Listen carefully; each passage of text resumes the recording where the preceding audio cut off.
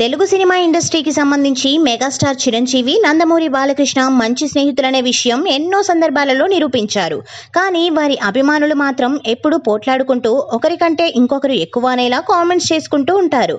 కానీ చిరంజీవి, బాలకృష్ణులు మాత్రం అది కేవలం సినిమాల వరకు మాత్రమే కానీ మా మధ్య సోదరబంధం ఉందనేలా చాడుతూ వస్తున్నారు. ఇప్పుడు మరోసారి ఇదే విషయాన్ని వారు స్పష్టం చేశారు. శుక్రవారం పాటల రచయిత రామజోగయ్య శాస్త్రి పెద్ద కుమారుడి వివాహ రిసెప్షన్ కు చిరు, బాలయ్య హాజరై ఆప్యాయంగా మాట్లాడుకున్నారు. ప్రస్తుతం ఆ ఫోటోలు సోషల్ మీడియాలో వైరల్ అవుతున్నాయి. ముందుగా నూతన వధూవరులను ఆశీర్వదించిన అనంతరం మెగాస్టార్ చిరంజీవి తిరిగి వెళ్లిపోతున్న క్రమంలో ఆయనను సోదరా అని ఆప్యాయంగా పిలిచి కాసేపు ముచ్చటించారు బాలయ్య.